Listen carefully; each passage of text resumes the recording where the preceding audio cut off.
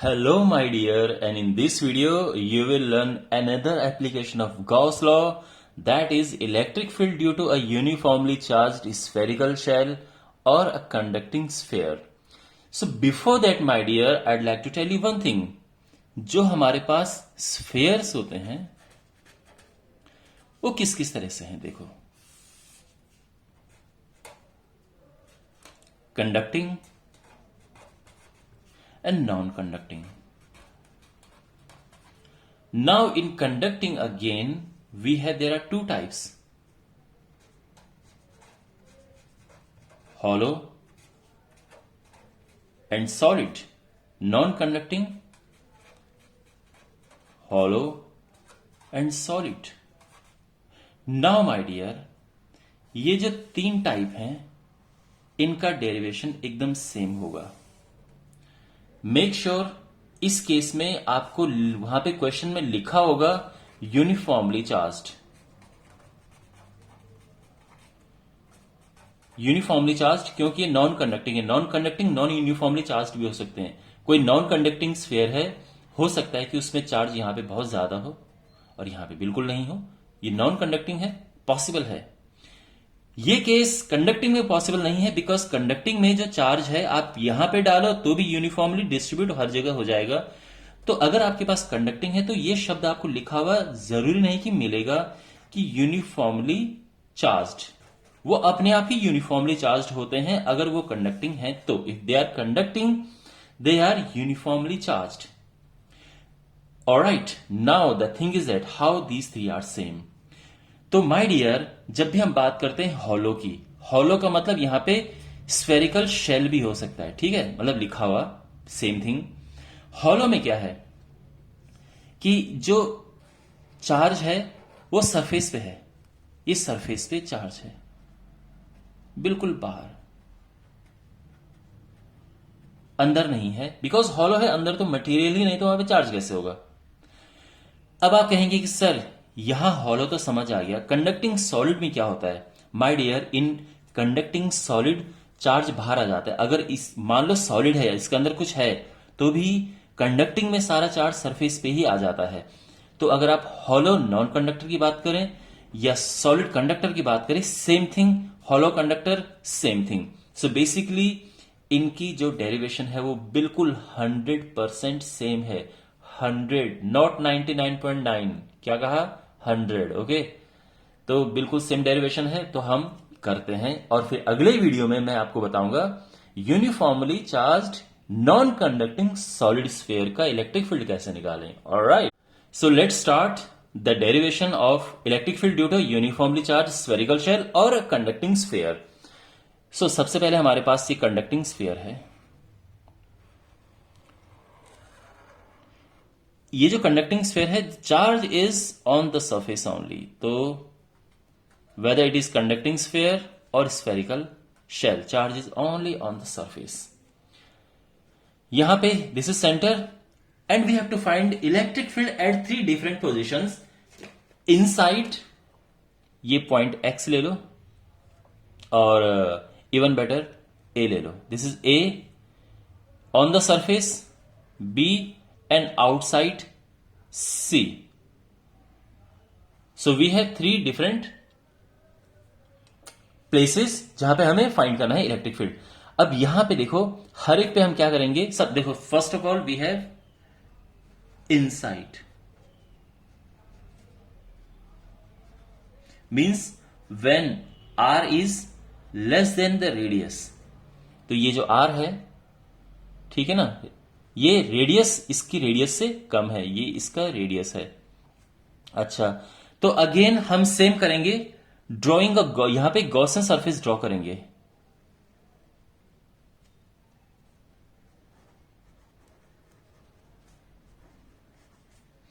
Drawing a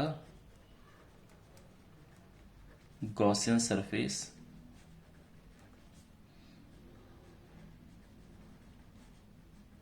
through a. अब ये Gaussian, अब now applying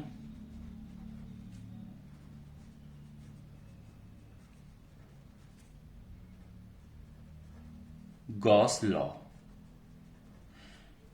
what is Gauss law?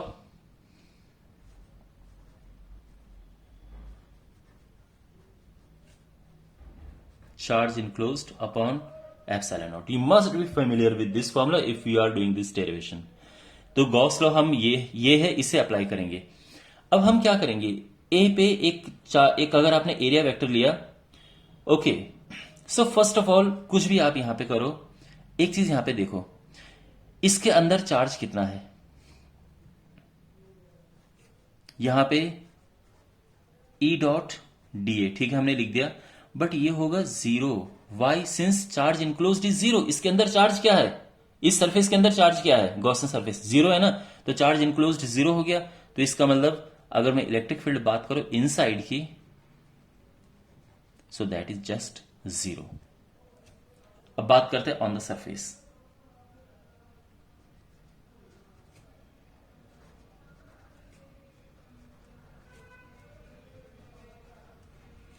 Where R is equal to R. अब on the surface भी B के एकदम close we will draw a Gaussian surface, बिल्कुल इसके पास, बिल्कुल सरफेस के पास, जिससे कि जो radius of this Gaussian surface और रेडियस ऑफ स्फीयर सेम रहे. Again applying Gauss law.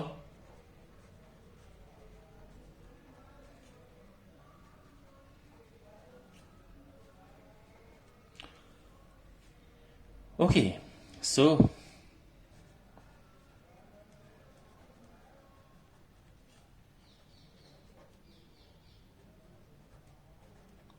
Now at this point हमें देखना है इलेक्ट्रिक फील्ड की डायरेक्शन क्या है और एरिया वेक्टर की डायरेक्शन क्या है. बिल्कुल इलेक्ट्रिक फील्ड इस तरफ है एंड एरिया वेक्टर परपेंडिकुलरली बाहर निकलता है, तो वो भी इसी तरफ ही है, तो एरिया वेक्टर भी दोनों सेम डायरेक्शन में है, means theta should be 0 degree here. तो यहां पे e d a cos 0, charge enclosed, suppose that पूरा चार्ज Q है on this sphere upon epsilon naught. यहां पे E बाहर आ गया, you can clearly see E बाहर आ गया, and inside we have integration of dA cos 0 is 1 and it is Q upon epsilon naught. Now electric field तो E है, dA means area of this Gaussian surface. dA जो है total area of Gaussian surface. My dear, ये circle नहीं है, ये एक sphere है, तो स्फीयर का क्या होता है, that is 4 pi r square. ये हो गया Q upon epsilon naught. And eventually हमारे पास जो फॉर्मूला आ जाएगा, E on the surface is Q upon 4 pi epsilon naught r square. Okay, और इसमें जो आर है वो क्या है, देखो ये कैपिटल आर है क्योंकि दोनों सेम है, तो ये मैं कैपिटल आर लिख दूंगा. और प्रॉपर वे में अगर आपको लिखना है तो ये हो जाएगा 1 upon 4 pi epsilon naught Q upon r square. ये हो गया हमारा electric field on the surface. Inside क्या निकला था, 0. Okay, now third we have outside where R is greater than this. So outside we have this point C. अब यहां से होते हुए गॉसियन सरफेस ड्रॉ करेंगे, ठीक है, वो हमें यहां पे लिखना होगा कि drawing a Gaussian surface through C. यहां पे देखो electric field is always away because away from positive charge, हमने पॉजिटिव लिया था, और जो एरिया वेक्टर है वो भी इसी डायरेक्शन में है, तो ये सब हम यहां पे मेंशन करेंगे. Again applying Gauss law.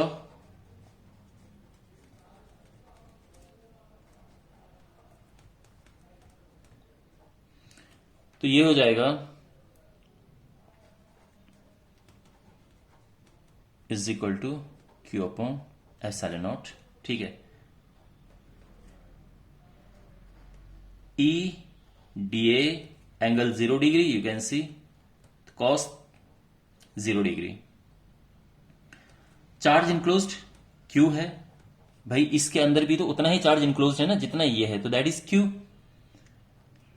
E बाहर आया और इसका जो एरिया है that is 4 pi small r square, क्योंकि अब ये जो रेडियस है हमने स्मॉल आर ले रखी है, that is Q upon epsilon not.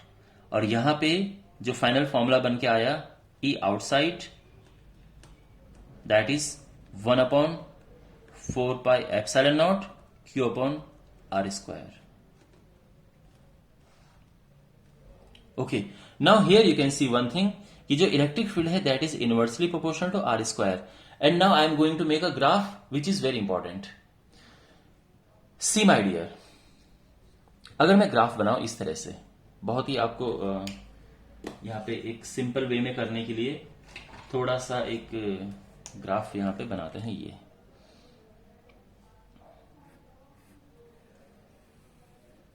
बिल्कुल मैं ऐसे ग्राफ बना रहा हूं। ओके, यहां पे आप नोटिस करेंगे कि this is r and this is electric field.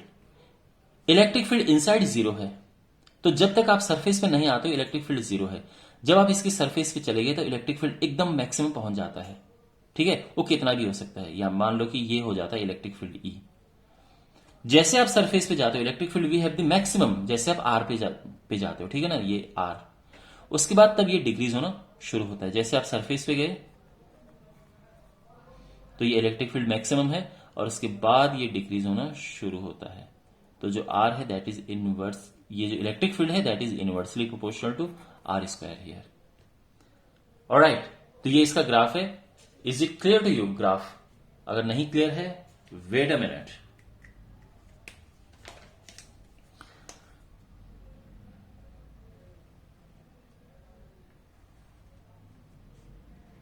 This is r, this is E,